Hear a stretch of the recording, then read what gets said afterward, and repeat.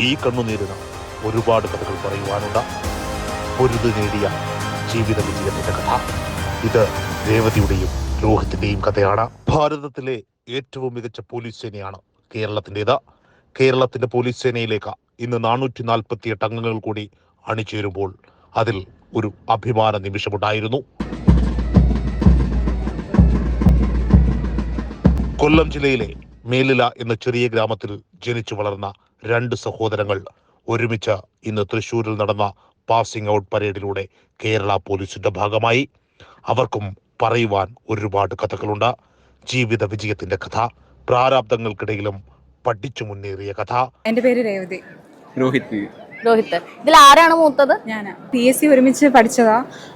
പിന്നെ അവൻ വേറെ ആയിട്ട് പഠിച്ചു. ഞാൻ അതിന് മുമ്പിട്ടേ സ്റ്റാർട്ട് ചെയ്തിരുന്നു. ഞാനും എൻ്റെ ഒരു ഫ്രണ്ടും കൂടി ആയിരുന്നു കമ്പൈൻ സ്റ്റഡി ചെയ്തത്.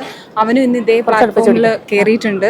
ഒരേ ദിവസം തന്നെ പാസിംഗ് ഔട്ട് നടത്തിയിട്ടുണ്ട്. അതിൽ ഒരുപാട് സന്തോഷമുണ്ട്. പിന്നെ LDക്ക് വേണ്ടി പഠിച്ചതാണ്. പിന്നെ ഭാഗ്യവശാല് പോലീസിൽ വന്നു.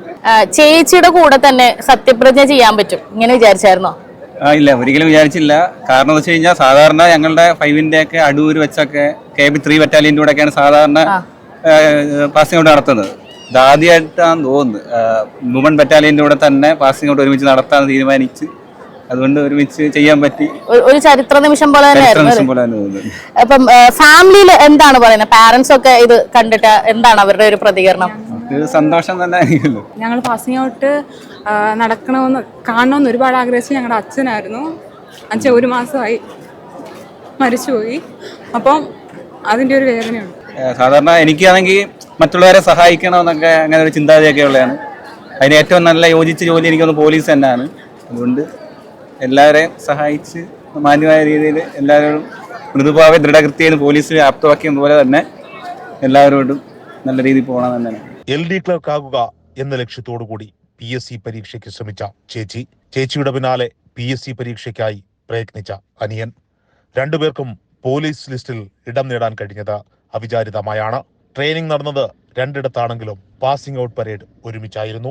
ആഗ്നേയാസ്ത്രം കൊണ്ട് അഗ്നിയുണ്ടാക്കി, വാരുണാസ്ത്രം കൊണ്ട് വെള്ളമുണ്ടാക്കി, ഭൗമാസ്ത്രം കൊണ്ട് ഭൂമിയിലാണ്ട് അന്തർധാനം കൊണ്ട് മറഞ്ഞ്, ക്ഷണനേരം കൊണ്ട് നെടിയവനും കുറിയവനുമായി തേർന്നുകത്തിലും തേർത്തടത്തിലും ഒപ്പം കാണപ്പെട്ട്, വട്ടം ചുറ്റുന്ന ലോഹവരാഹത്തിന്റെ വായിൽ ഒപ്പം 5 അമ്പെയ്ത് തറച്ച്, കയറിൽ തൂങ്ങിയാടുന്ന കാളക്കൊമ്പിന്മേൽ 21 അമ്പെയ്തേൽപ്പിച്ച്, ഖഡ്ഗാദി പ്രയോഗങ്ങളിലും ശസ്ത്രശാസ്ത്ര ആയോധന വിദ്യകളിലുമെല്ലാം അത്ഭുതങ്ങൾ സൃഷ്ടിച്ച അർജുനനാക്കിയത് ആചാര്യനാണ്.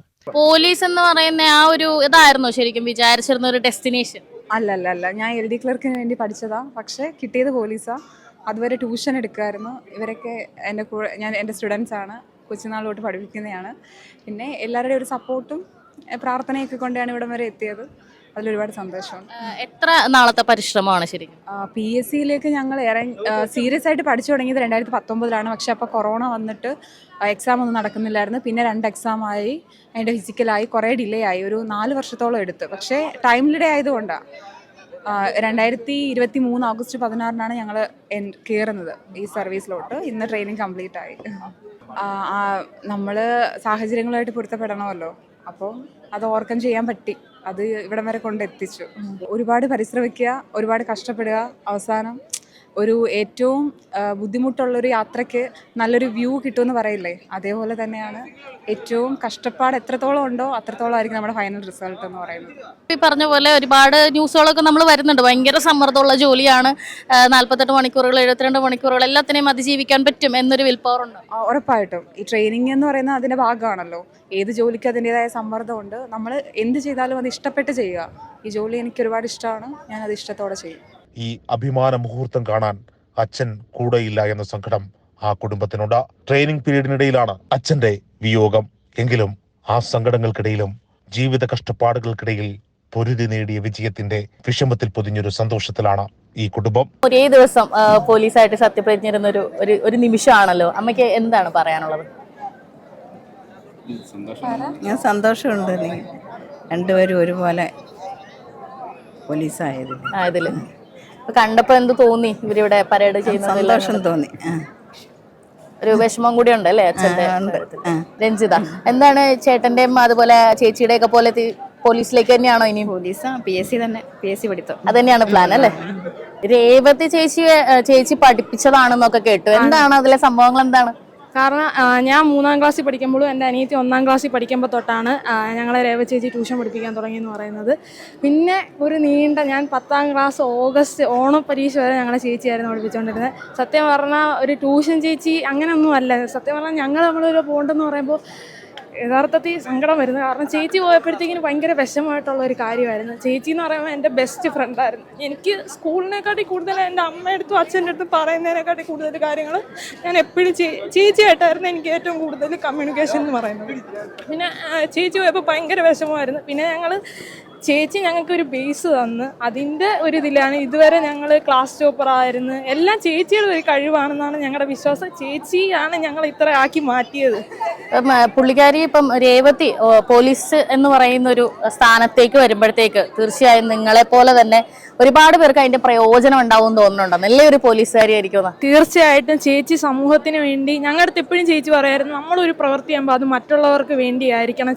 ചേച്ചി എന്ത് ചെയ്താലും അത് നമ്മുടെ ചേച്ചി ഇപ്പോൾ എവിടെയെങ്കിലും ഒരു സംഭവം നടന്നാൽ പോലും അത് ഞങ്ങളുടെ അടുത്ത് പറഞ്ഞു തരും. സമൂഹത്തിന് എപ്പോഴും നന്മയ്ക്ക് വേണ്ടിയായിരിക്കണം ചെയ്യേണ്ടതെന്ന് ഞങ്ങളുടെ അടുത്ത് എപ്പോഴും ചേച്ചി പറഞ്ഞ് ഞങ്ങളുടെ എല്ലാം ഒരു മോട്ടിവേഷനാണ്. സത്യം പറഞ്ഞാൽ ഞങ്ങൾക്ക് ട്യൂഷന് ഉള്ള ഞങ്ങൾക്ക് എല്ലാവർക്കും ഇൻസ്പിറേഷൻ ആയിരുന്നു ചേച്ചി എന്ന് പറയുന്നത്. ചേച്ചിയുടെ ലൈഫ് ആവട്ടെ, വീട്ടിലെ ബുദ്ധിമുട്ട് എല്ലാം തരണം ചെയ്ത് ചേച്ചി ഒരു സക്സസ്ഫുൾ ആയിട്ട് മാറി.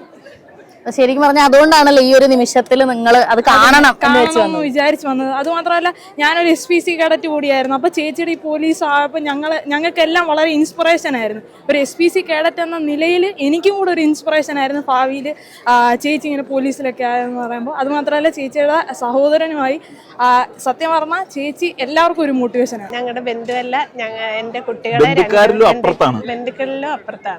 ഒരുപാട് കഷ്ടപ്പെട്ടും പ്രയാസപ്പെട്ടുമാണ് സ്വന്തമായി അധ്വാനിച്ച് PSC കോച്ചിങ്ങിന് പോയി പഠിച്ച് രണ്ടുപേര്. രോഹിത് ആണെങ്കിലും അതേപോലെ തന്നെ കഷ്ടപ്പെട്ട് രാവിലെ പേപ്പർ പത്രം ഇട്ടിട്ട് പിന്നെ ഡിഗ്രി പഠിച്ച് ആ ലെവലിൽ ഇതിന് പ്രാക്ടീസിന് പോയി ഒക്കെ നേടിയെടുത്തത് ആ കുഞ്ഞുങ്ങൾക്ക് യഥാർത്ഥത്തിൽ ഈശ്വരൻ കൊടുത്ത അനുഗ്രഹം തന്നെ.